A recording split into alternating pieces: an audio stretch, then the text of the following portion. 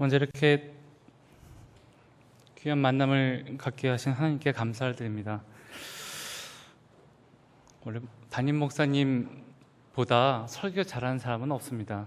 근데 그래도 가끔 외식을 하면 그게 좀 맛있는 것처럼 오늘은 그냥 외식하는 날이라고 생각하시고 부족한 종을 통해서 오늘 말씀을 같이 나눔을 통해서 우리가 주님 앞에 새로운 심령으로 다시 소생하는 여러분 되기를 소망합니다. 저는 우크라이나 세 번째 도시인 드니프로페트롭스키라는 도시에서 지금 13년째 사역을 하고 있습니다. 교회 개척과 또 거기에서 작은 학교를 운영하고 있고요. 또 신학교를 같이 이렇게 사역을 하고 있습니다. 제 선교지에 대한 이야기는 목사님이 오후에 따로 이렇게 시간을 주셨기 때문에 나중에 말씀을 또 드리는 시간이 있을 거고요. 선교지를 위해서 기도해 주시고 또 여러분의 그 기도 하나의 기도 때문에 많은 선교의 복음의 결실이 열리고 있다는 것을 기억해 주시길 바랍니다. 저희 사역하는 도시에 한국인이 저희 가족 빼고 없습니다. 그래서 말을 하고 싶어도요, 한 200km 가야지 이제 한국 사람이 한 명 있고, 또 그분도 선교사이기 때문에 사역 때문에 사실 만나서 이렇게 얘기를 하거나 교제할 수 있는 상황이 없고, 어떻게 보면 참 외로운 그런 곳입니다.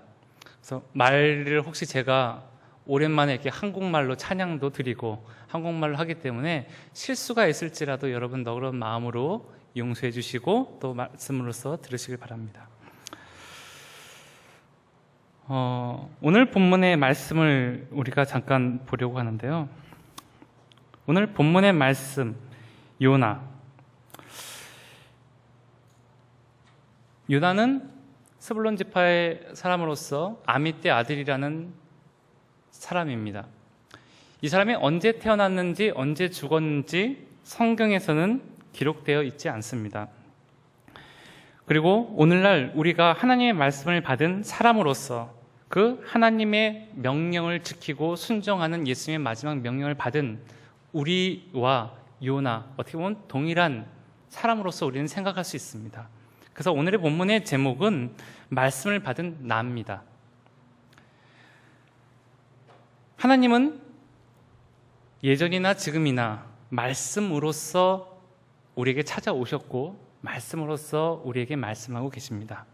세상을 만드셨을 때에도 그 말씀으로써 만드셨고 하나님의 뜻을 말씀으로써 우리에게 알리시고 또 우리가 그 말씀을 통해서 하나님을 알아갑니다.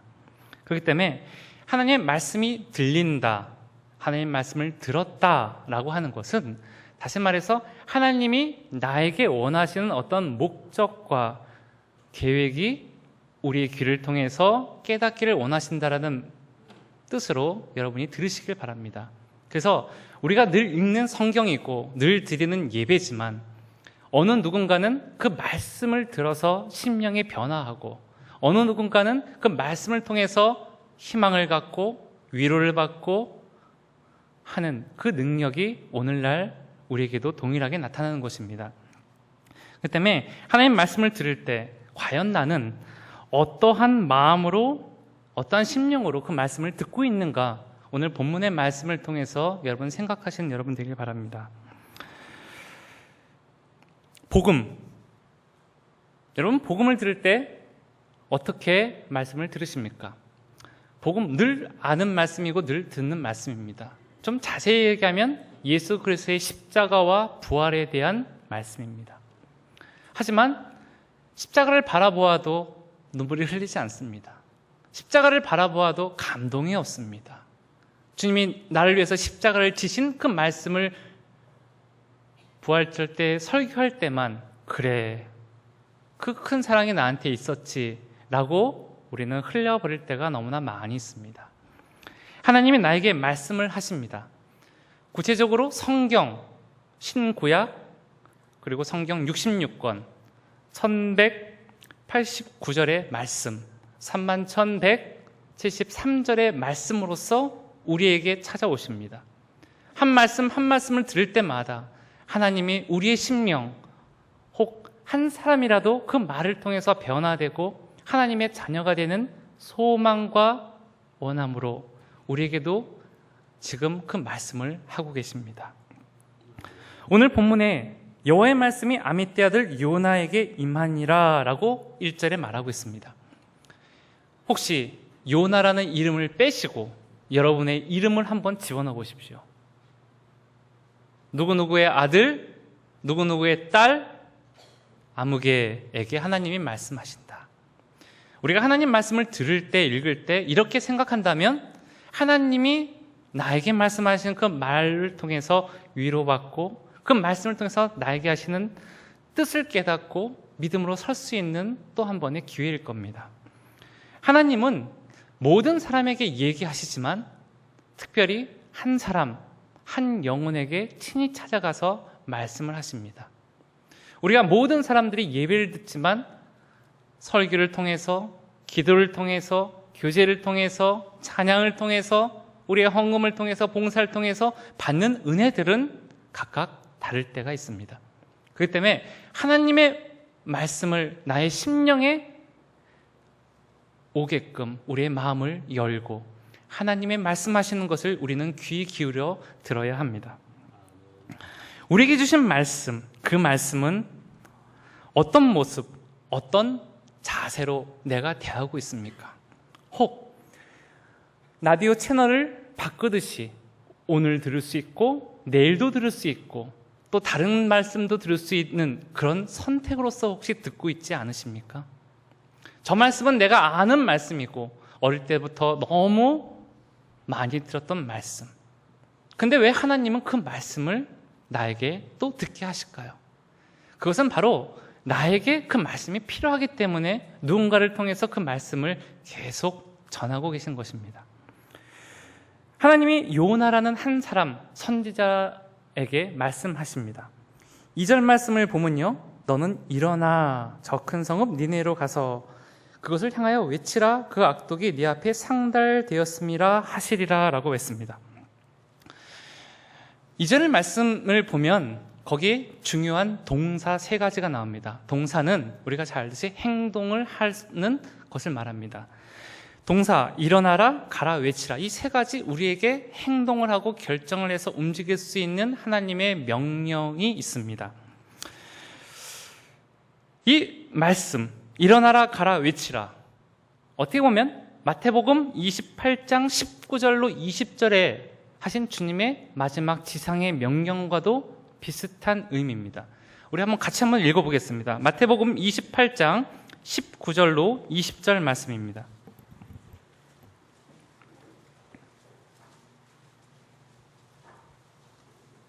마태복음 28장 19절로 20절입니다. 자, 같이 읽겠습니다.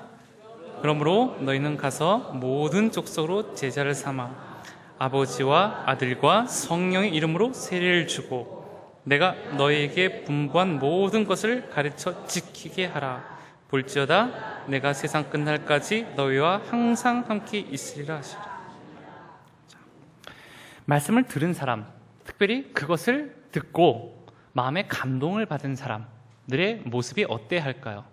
오늘 본문에는 먼저 일어나라라는 반응을 하라고 했습니다.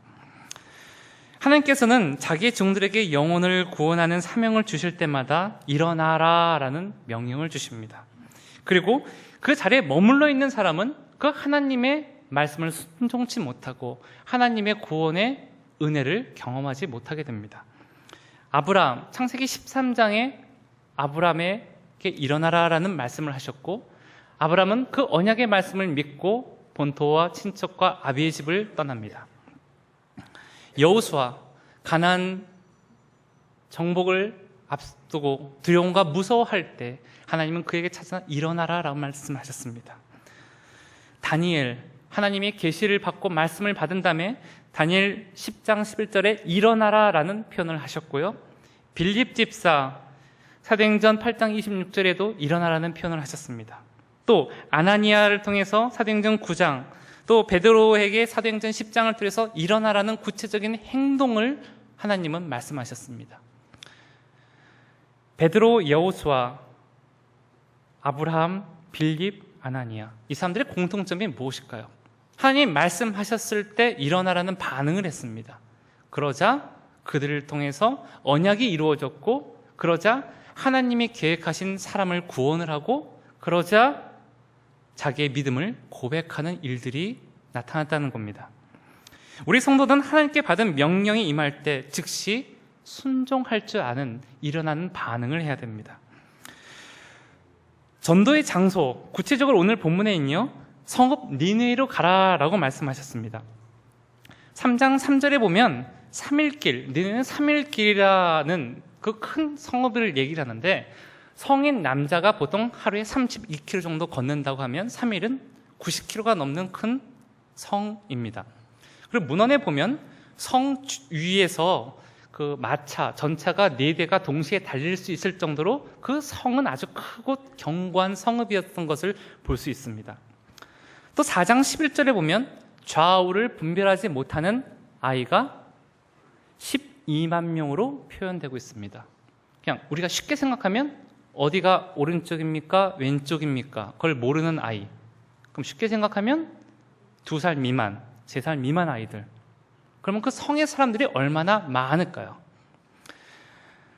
하나님은요, 자기 민족의 하나님, 이스라엘의 하나님, 구원의 하나님만을 생각했던 이스라엘의 선지자 요나에게 이방 민족, 그리고 다른 사람들에게 그 구원을 전파하라는 사명을 하십니다. 이 느니웨 성은요, 아수르의 수도였고, 특별히 아수르는 히브리 사람들의 전쟁으로 히브리 사람들을 죽이고 잡아가고 고통을 줬던, 참 마음이 아프고 미워하고 사랑하지 못하는 그런 민족이었습니다. 근데 요나에게, 그런 사람들에게 찾아가서 하나님의 복음을 증거하라는 말씀을 합니다.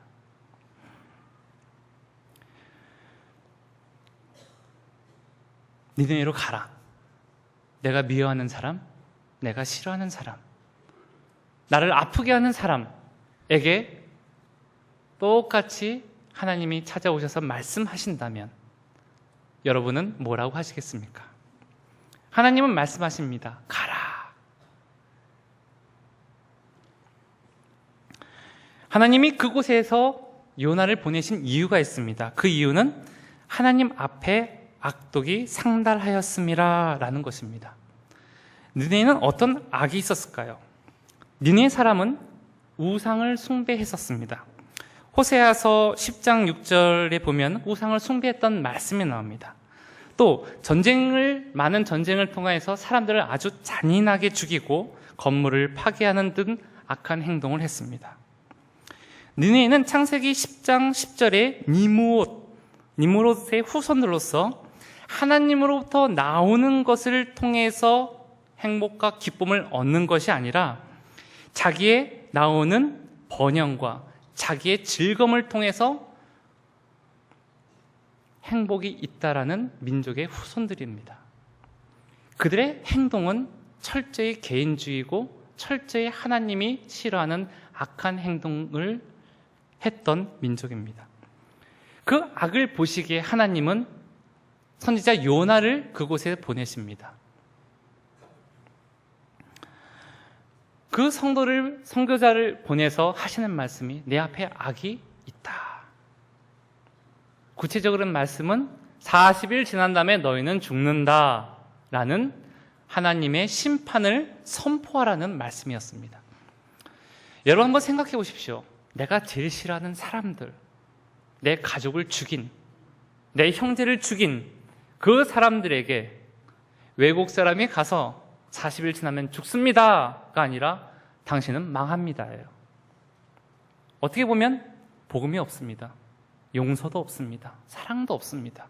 그저 하나님의 심판만을 증거했습니다. 40일 지나면 너는 죽는다. 40일 지나면 너희는 망한다. 하나님의 말씀은 아주 간결하고 명확했습니다. 요나는 그 말씀을 들었습니다. 그리고 사명을 받았고 특별히 하나님으로부터 그 계시를 들었습니다. 근데 1장 3절에 첫 번째 단어가 있습니다. 그러나는 반대죠, 반대. 압니다. 그러나 나는 싫어요. 들었습니다, 하나님. 그런데 이 일은 제 일이 아닙니다.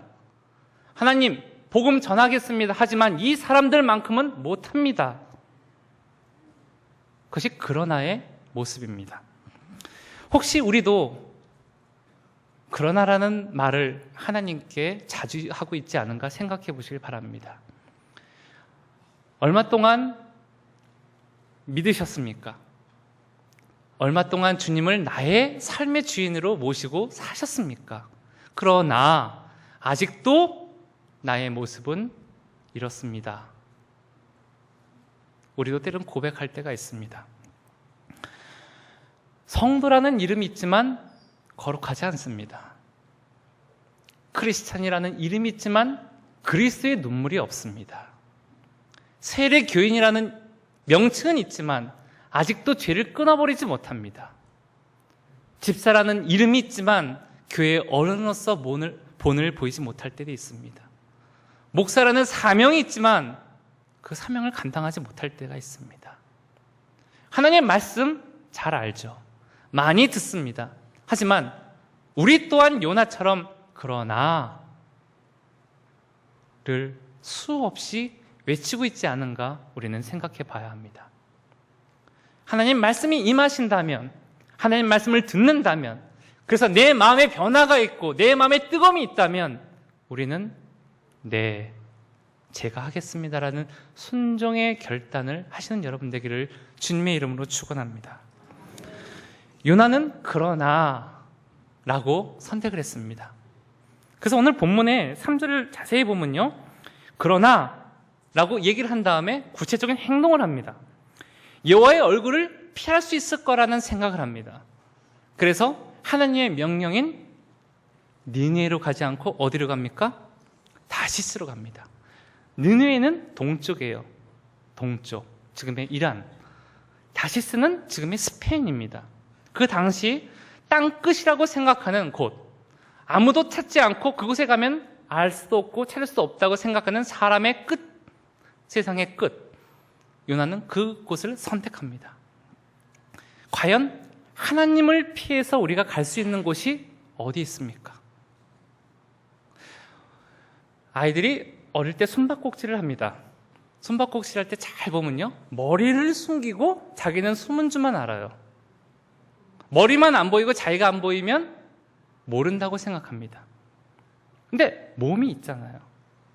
하나님은 어디나 계십니다. 내가 죄악에 있을 때, 내가 낙심할 때, 내가 시험 들 때, 내가 기쁠 때, 내가 감사할 때 하나님은 어디든지 우리와 함께 하십니다. 그 하나님이 우리를 믿기 때문에 우리는 하나님 안에서 참 평안을 누릴 수도 있고 하나님 안에서 감사할 수 있는 이유입니다. 그런데 요나는 선지자예요. 오늘날로 말하면 목사예요. 목사인데도 그 사명을 감당하지 못할 때가 있습니다. 이유가 있죠. 싫습니다. 이유가 다 설명이 됩니다. 이유가 다 이해가 됩니다. 우리가 핑계대는 이유, 우리가 제시하는 조건들 다 이해가 됩니다. 사람이니까, 믿음이 어리니까, 어려웠고 힘드니까 그럴 수 있을 거라고 공감은 할 수 있습니다. 하지만 그렇다고 그것이 옳다라고 말할 수는 없습니다. 하나님의 받은 우리, 요나처럼 여호와의 얼굴을 피해서 도망가고 있지 않은가 생각해 보십시오. 그는 다시스로 도망가려고 욥바로 내려갔습니다. 욥바는 항구인데요, 그 항구에 내려가서 보니까 마침 내가 하나님의 말씀을 불순종해서 다른 내가 원하는 선택을 했는데 그것이 마치 하나님의 뜻인 것처럼 이루어질 때가 있습니다. 하나님 말씀은 이건데 그것을 순종하지 않고 다른 곳에 갔더니 내 결정이 옳았구나, 정말 일이 잘 풀리네 라는 것처럼 너무나 술술 일이 풀릴 때가 있습니다. 그 당시 외국으로 가는 배는요 매일 있지 않았습니다. 3개월 혹은 6개월 혹은 1년에 한 번 있었어요. 근데 갔더니 마침이라는 단어가 있습니다. 마침 타시스로 가는 배를 만났습니다. 마치 하나님이 안 가는 것이 뜻이고 이 길이 하나님의 길인 것처럼 요나는 생각을 했습니다. 그리고 그 배에 올라갑니다. 그리고 값을 치릅니다. 당당하게 뱃삭을 치르고 배에 탑니다. 우리가 때로는 하나님을 떠나고 믿음을 떠나고 말씀을 불순종하는데 내일이 잘 풀리고 잘 되는 것처럼 느낄 때가 있습니다. 근데 그것은 축복이 아닙니다.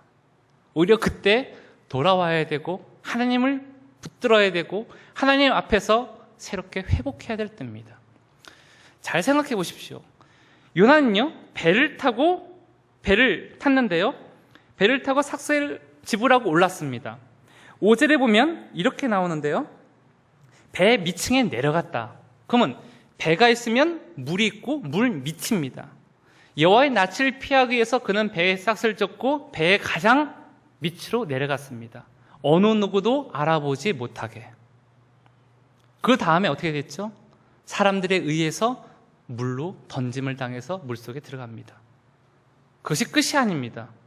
물고기가 먹어서 물고기 뱃속에 들어가서 깊은 물 안에 들어가고 수월의 죽음 앞까지 그는 낮아지는 삶을 경험합니다. 그리고 그는 회개합니다. 혹시 그런 경험을 하고 싶으십니까? 죽기까지 고난을 당하고 죽기까지 어려움을 당해서 돌아오는 사람들이 의외로 많이 있습니다. 마음이 아프지만 모릅니다. 우리는 하나님이 말씀이 있을 때 그 말씀을 붙드시길 바랍니다. 지금도 늦지 않습니다. 그 말씀, 그것을 붙들고 모이는 것도 중요하지만 마태복음 28장 흩어져서 나의 사역지, 나의 가정, 내 직장, 내가 있는 그곳에서 하나님이 원하시는 삶을 우리는 살아야 합니다. 목사님은 목사이기 때문에 그 일을 하시지만 저는 아직 믿음이 어립니다. 성경에는 그렇게 어느 곳에도 기록되어 있지 않습니다.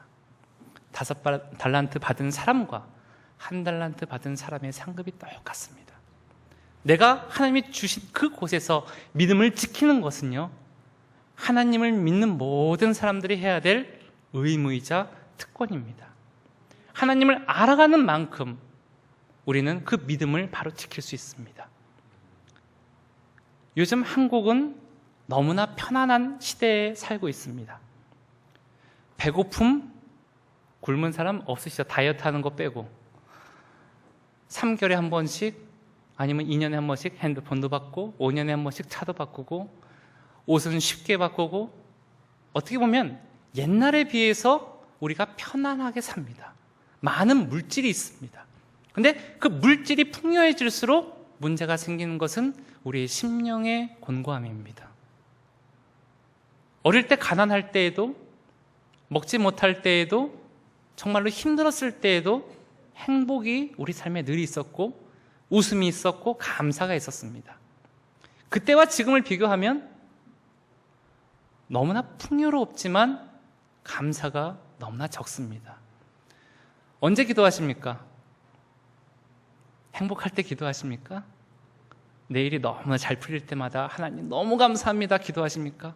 아니면 정말로 큰 문제가 생길 때마다 하나님 앞에 진심으로 기도하십니까? 만약에 하나님이 정말 잠깐 나쁜 마음을 가지셔서 우리에게 믿음을 위해서 어려움을 주신다면 그것을 감당할 수 있는 사람들은 많지 않습니다. 우리는 지금 하나님 받은 은혜가 우리 삶 가운데 너무나 많이 있습니다. 너무나 쉽게, 너무나 자연스러운 그 은혜를 우리는 가치를 모르고 살 때가 있습니다. 요나, 어떻게 보면 우리의 사명받은 우리의 모습입니다. 하나님의 부름받고 구원받은 성도들의 직분의 삶을 살아야 되는 우리의 모습입니다. 만약에 지금까지 그러나라는 이유로 믿음 생활을 소홀히 하셨던가, 아니면 어떤 질병과 문제와 아픔으로 인해서 믿음 생활을 멈췄던 분이 계시다면 오늘 말씀을 통해서 다시 한번 일어나고 가고 외치는 여러분 되기를 소망합니다. 그리고 그 하나님이 내 삶 가운데 찾아오셔서 내가 주님을 주님으로 부를 수 있고 그 하나님을 통하여 받는 위로와 평강이 여러분의 삶 가운데 충만하시기를 주님의 이름으로 축원합니다.